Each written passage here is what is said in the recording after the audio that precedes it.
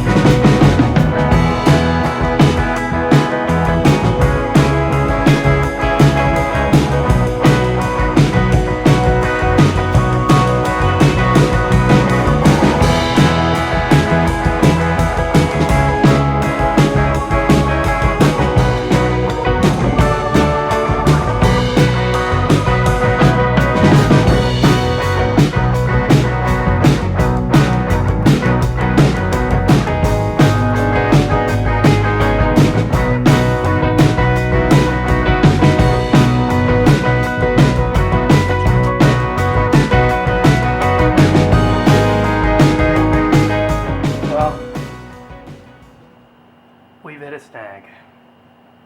After kind of wrestling around with like this bracket and basically kind of my issue is that this one came off of this truck, but I'm not really sure what this is for.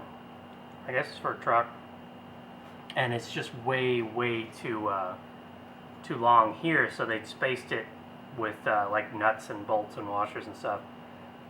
And I just can't have that, so I went and pulled that one off of that junk 305 that the heads came off of, and lo and behold, the bolt holes where it needs to line up. So now I'm kind of at an impasse, because that looks like crap, but it fits. So I guess probably what I'm going to end up having to do is just clean up those, pull those brackets back off and clean them up, and then I can put it all back together and put it back on.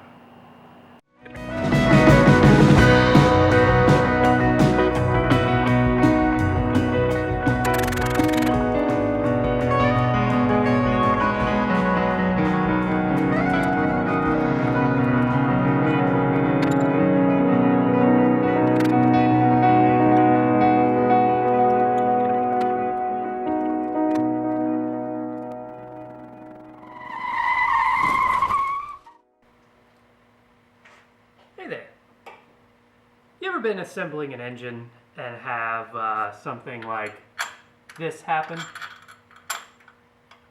Where you go to put a part in and there's just no threads left. Well, today I'm going to show you how to fix that.